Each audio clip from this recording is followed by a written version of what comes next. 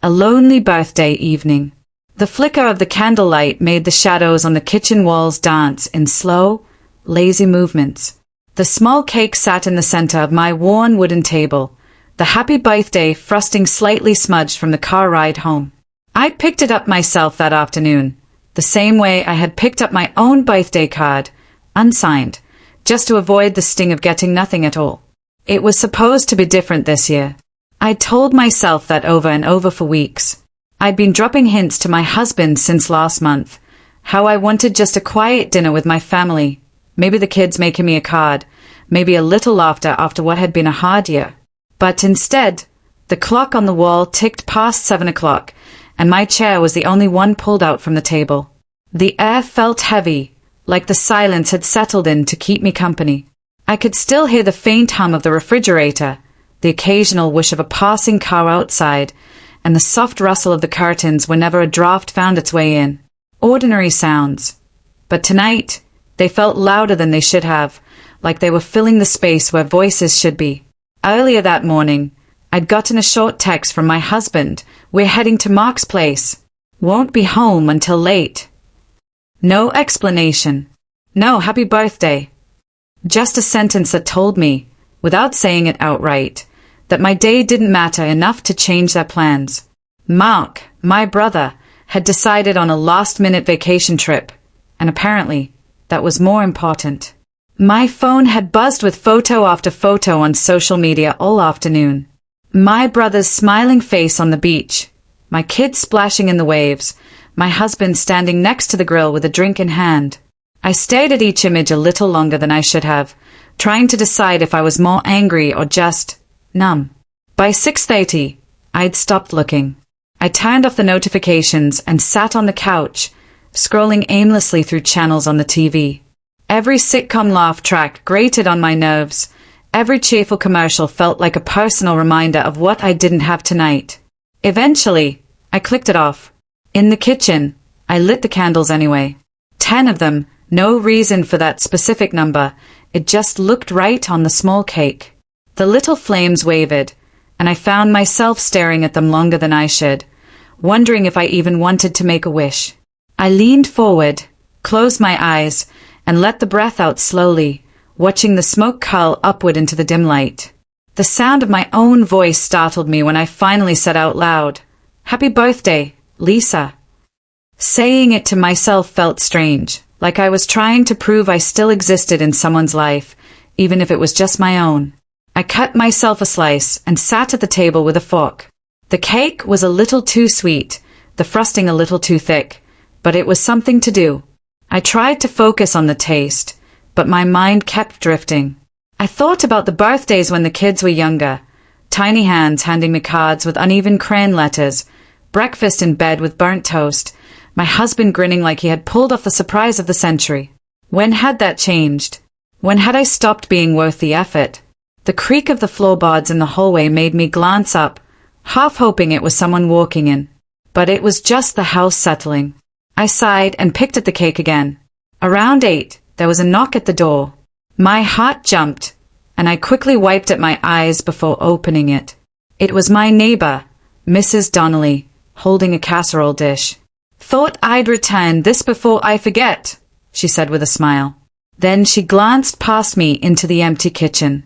"You all by yourself tonight?" I hesitated, then nodded. "Yeah, just a quiet night." Her brow furrowed slightly. "Well, happy birthday, dear. I hope they are spoiling you later." I forced a small laugh. "Yeah, later." When she left, I closed the door and leaned against it for a moment.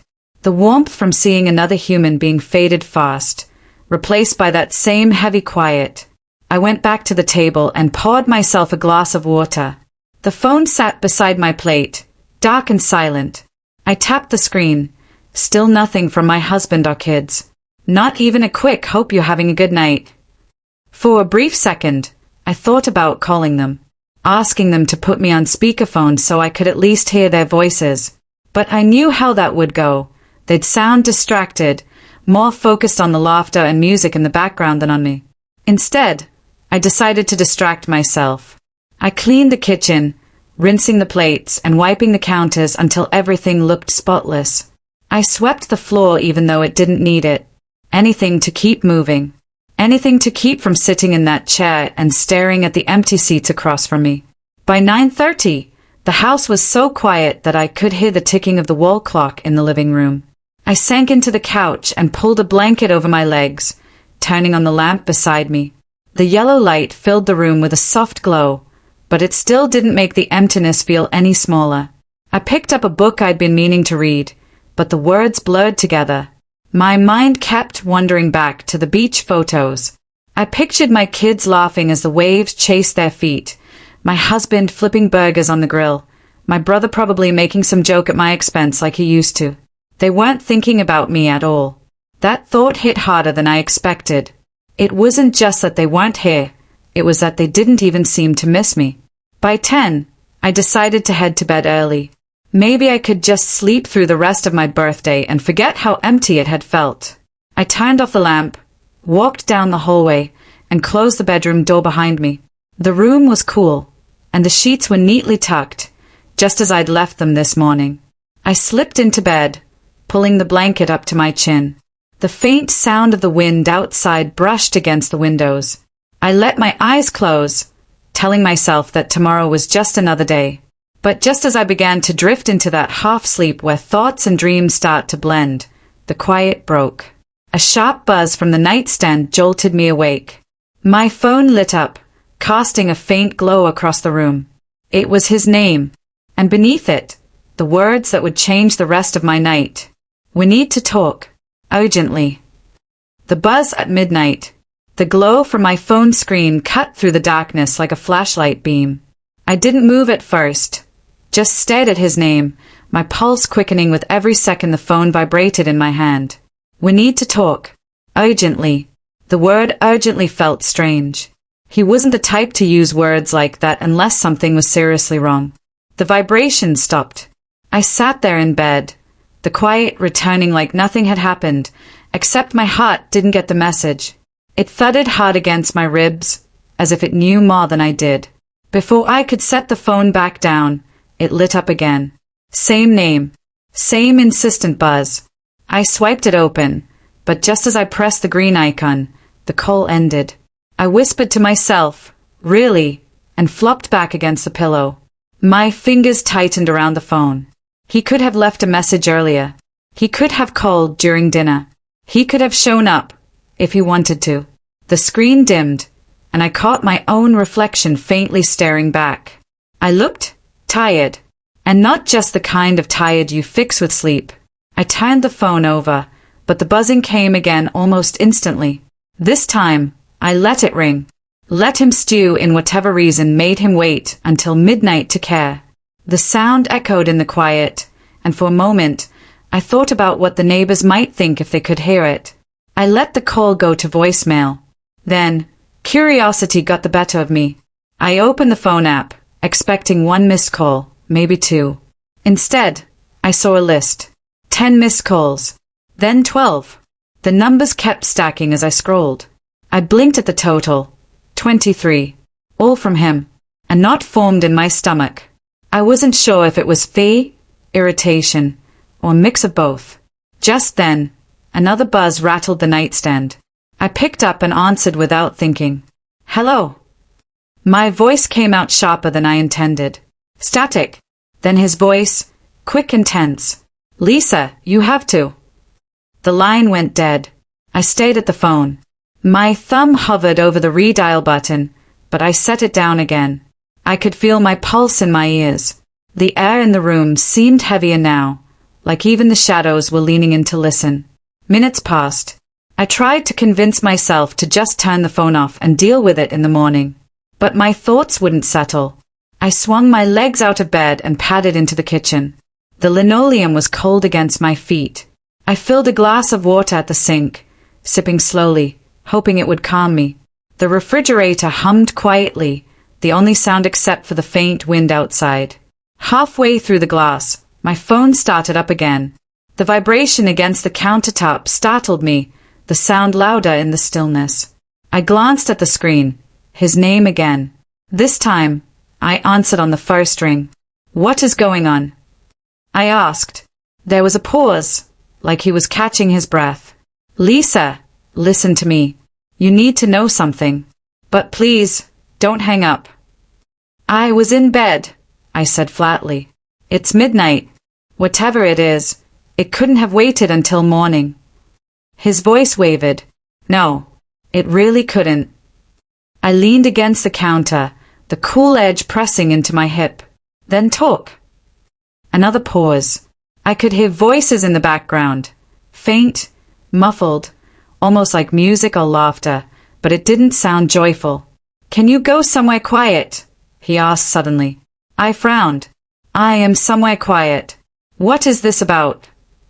Instead of answering, he sighed. Deep, uneven.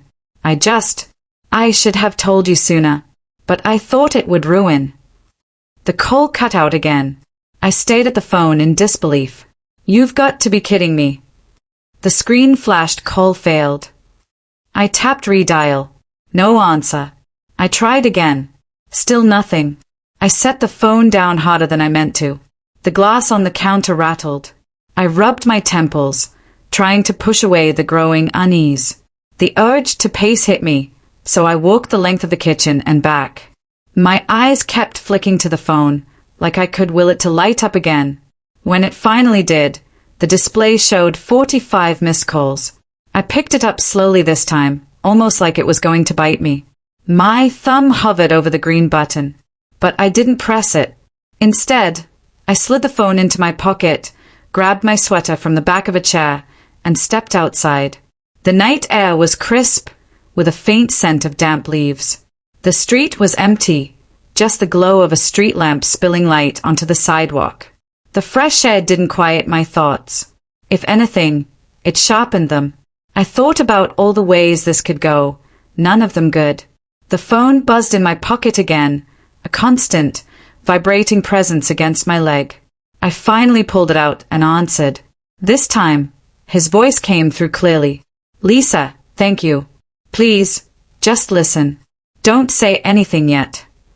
I said nothing, but my grip on the phone tightened. I know I hurt you tonight, he continued quickly. I know I should have been there. But something happened here, something you can't hear from anyone else. The wind picked up, rustling the leaves overhead. Then tell me, I said, my voice low. He hesitated, like the words were stuck. It's about someone you know. I closed my eyes briefly. Who? Before he could answer, a shout came through the line. Someone calling his name. Then muffled voices. Lisa, I have to go, he said hurriedly. But please, don't go to sleep yet. I'll call back. The line went dead again. I stood there on the porch, phone still in hand, staring at the dark street like it might give me answers. The cold was starting to bite at my fingers, but I didn't move. My mind was spinning, questions stacking on top of each other until I couldn't tell which was more important to ask first. Finally, I went back inside and locked the door. I didn't turn on any more lights. I just sat at the kitchen table, the half-eaten cake still there from earlier, and waited, listening for the next buzz. 4 to 5 missed calls. The phone's glow cut through the dark like a blade, each flash bouncing off the empty coffee mug on my desk. 4 to 5 missed calls, all from the same number. My chest tightened, not from fear exactly, but from the weight of knowing that many attempts to reach me couldn't mean anything good. The digital clock on the wall clicked over to 2:17 a.m., its mechanical rhythm louder than it had any right to be. I picked up the phone, but my thumb hovered over the screen instead of swiping to call back. I wasn't ready for whatever voice would come through. Not yet. A car passed outside, headlights slicing across my blinds. I froze, watching the shifting patterns of light on the floor. The hum of the refrigerator in the next room felt deafening in the stillness. It was as if the whole apartment was holding its breath, waiting for me to do something. Finally, I opened the call log. Each timestamp was only minutes apart, some even seconds. Whoever it was hadn't given me space to ignore them. They were relentless. The phone buzzed again in my hand, jolting me. I didn't even need to check the screen. Hello. My voice came out rough, strained. Silence. Just the faint hiss of an open line. Who is this? I tried again, a little louder. And then, a sharp inhale, the sound of someone catching their breath after running. You finally picked up. The voice was low, almost cracking. Who is this? I demanded. I don't have time to explain. Are you alone right now? Every muscle in my body stiffened. Why? Because they are looking for you. I blinked, trying to anchor myself to the words, to understand what I'd just heard. Who's they? But the line went dead. I stared at the phone, the screen now black, reflecting a distorted version of my own face. I could still hear that voice, replaying in my head, breathy, urgent, like someone on the edge of panic. A knock rattled my door. 3 quick taps, spaced too evenly to be casual. I didn't move. Another knock, same rhythm. I glanced at the phone again. No new call, no text. My legs moved before my brain caught up, carrying me to the peephole. The hallway outside was dim, lit by the buzzing fluorescent light near the stairwell. No one stood there. I stepped back, my pulse loud in my ears. That's when I saw it, something small, folded, and slid under my door. I crouched, keeping my other hand wrapped tightly around my phone, and picked it up. The paper was warm, as if it had just been in someone's hand. It was a receipt, cheap thermal paper, the ink slightly smudged. A coffee purchase. No note, no name. But at the bottom, scrawled in jagged pen strokes, was a single word, leave. I read it twice, 3 times, trying to find some hidden meaning. My mind raced. Was this connected to the calls? Or was it just some sick joke from the building's night crew? Another buzz, my phone lit up. Same number. This time, I answered on the first ring. Listen, the voice said, faster now, words tumbling over each other. You can't stay there. I tried to warn you earlier, but... Who are you? I cut in. A pause. Then, quietly, someone who owes you. That stopped me. I searched my memory for anyone whose debt to me could carry this kind of urgency. My mind came up blank. You have 30 minutes, maybe less, they continued. Don't pack anything. Just go. And if I don't? Silence again, but this time it felt heavier, more deliberate. Then you'll find out why I called 4 to 5 times. The line went dead once more. I stayed there, phone pressed to my ear even though the call was gone. The tone long faded. The word on the receipt, leave, burned in my mind. A creak came from the hallway. Slow, weighty, someone walking past my door. I turned off every light in the apartment, one by one, until I was standing in complete darkness. The air felt cooler instantly, my breath visible in the faint light from the window. I moved to the window, peeking between the blinds. Down on the street, a black sedan idled with its headlights off. That was when my phone buzzed again, not a call this time, but a text. Same number. Don't look outside. Just move. Now. Too late. The sedan's driver door opened, and a figure stepped out. They weren't in any hurry. In fact, their movements were deliberate, unhurried, as if they knew I had nowhere to go. I backed away from the blinds, my phone still in my hand. My apartment felt suddenly smaller, every shadow sharper. Another knock. Not at the door this time, at my bedroom window. The truth I never expected. The knock didn't echo so much as it sank into the silence, soft yet sharp enough to make my chest tighten. I pulled the curtain back just an inch. The dim porch light barely caught the edge of a face, familiar, but shadowed in a way that made my mind stall. My hand froze on the fabric. Alex! The voice came through the glass, low, trembling. I slid the window open halfway. You shouldn't be here. I know, they said. The way their breath fogged in the cold air made it seem like they were trying to speak through a storm. But you need to hear this. Something about their tone, thin but urgent, made my pulse quicken. I stepped back to let them in. They moved like they were carrying something fragile inside themselves, something that could break with one wrong word. They didn't sit. Instead, they stood there in my dimly lit room, eyes scanning the floor like they couldn't meet mine. Your parents! It's not what you think. I almost laughed, the sound brittle in my throat. Not what I think. You saw what happened. Yes, they said quickly, but you didn't see what happened before that. My arms crossed, more to keep myself from shaking than out of defiance. Go on. They hesitated, the hands buried deep in the pockets of a worn jacket. The night before they threw you out, they got a call they didn't want you to know about. The words barely made sense in my head. From who? They wouldn't say, but I overheard enough. They were warned. A rush of heat crawled up my neck. Warned about what?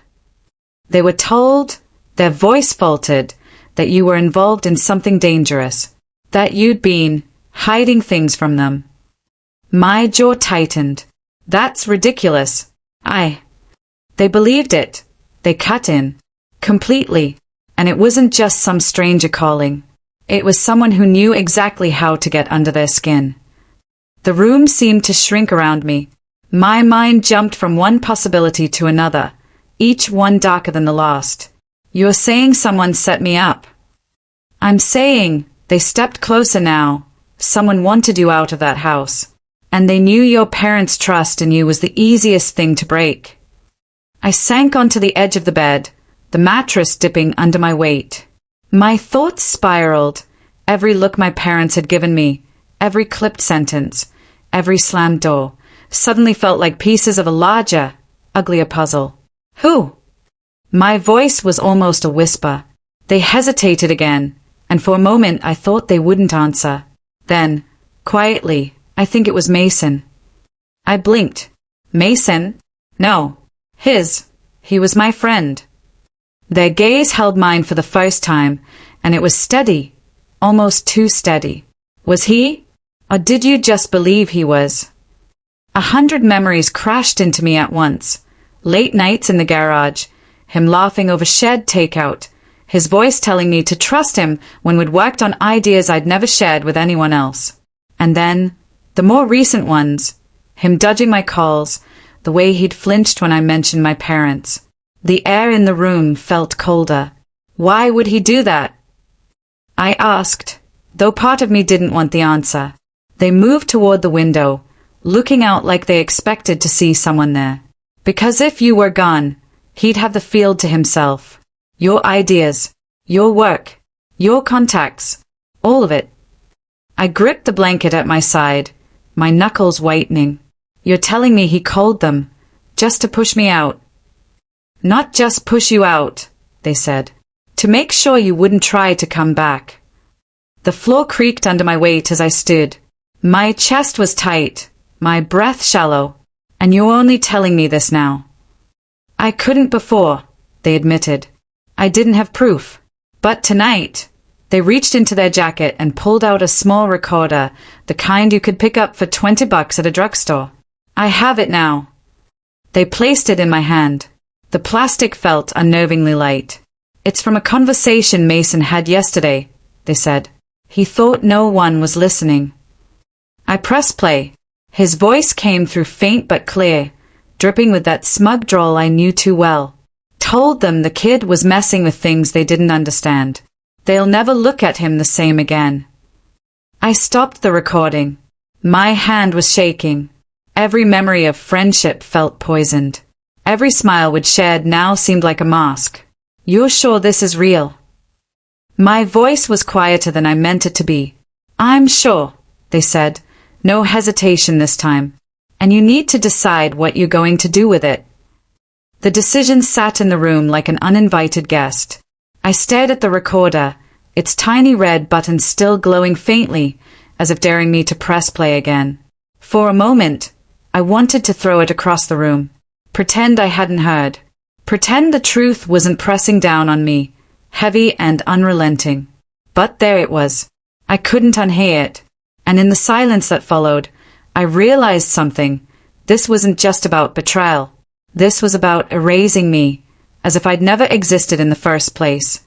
My throat tightened. I don't even know where to start. They stepped closer, their voice gentler now. Start by knowing it wasn't your fault. Then, figure out if you want him to know you know.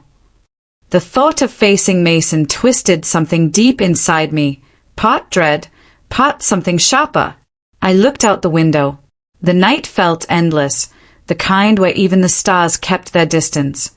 Somewhere out there, Mason was probably sleeping easy, thinking his plan had worked.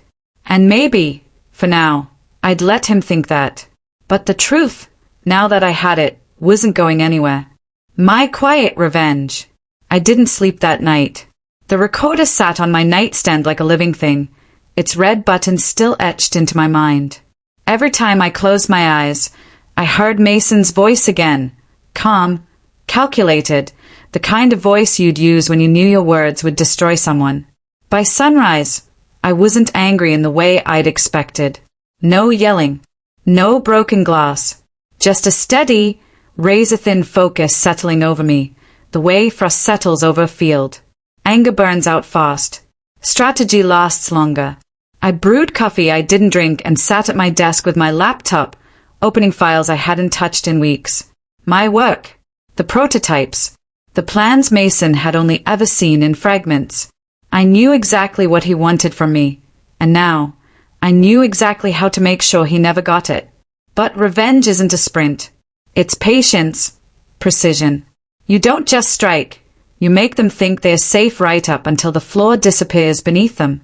I started by locking down everything. Files, accounts, server access.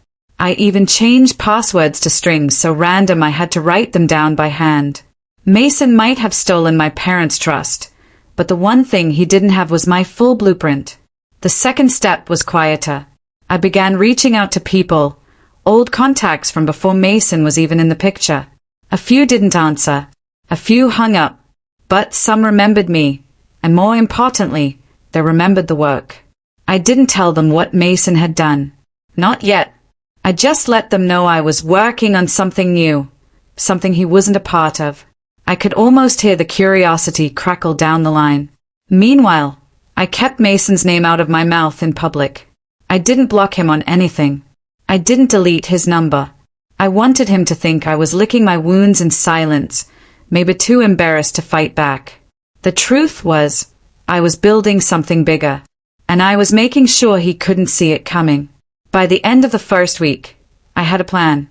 I'd launch my own project quietly, under a different name, and wait until it gained traction, real traction, before I pulled back the curtain. And when I did, I wouldn't just expose the woke. I'd expose him. The recording. The lies. All of it. But there was one more thing I needed. Proof that Mason hadn't just betrayed me. Proof that he'd used my work after pushing me out. If I had that, I could take more than just his reputation. I could take everything he'd built since. Getting it meant stepping into his world without him realizing it. So, late one night, I messaged an old mutual contact, someone Mason still trusted. I pretended to be interested in collaborating again, said I'd heard Mason was doing great things and wanted to catch up. The bait was obvious, but Mason had always been predictable when it came to his ego. Sure enough, 2 days later, my contact sent me a link to a demo Mason had been showing investors. I opened it, and my stomach turned. It was my code, my structure, my exact damn design, down to the quirks in the way I labeled things. The only difference was his name at the top. The shock wasn't even there this time, just a cold satisfaction. He'd handed me the rope, and all I had to do was pull. I saved every file, every screenshot, every metadata timestamp. If this went to court, it wouldn't just be my word against his. That night, I walked outside into the crisp air, staring at the stars I couldn't see the other night.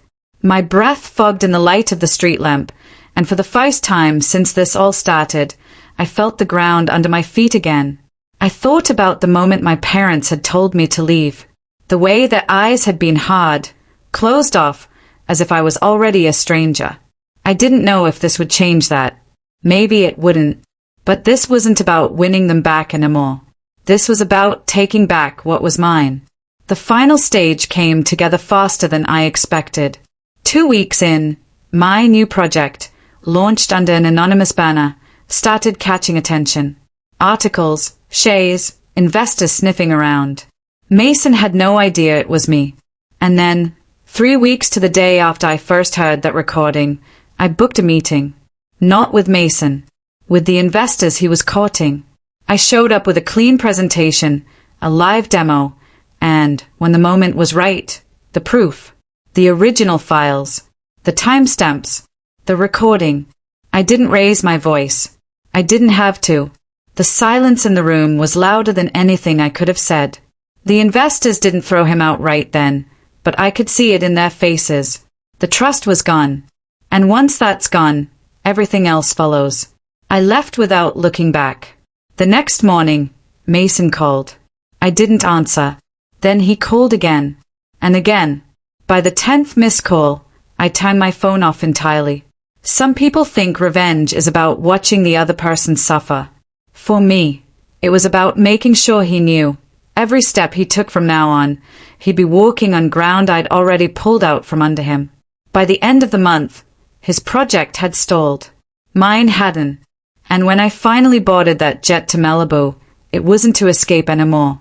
It was to start the next chapter, with the quiet satisfaction of knowing I'd taken back what he thought he'd stolen forever.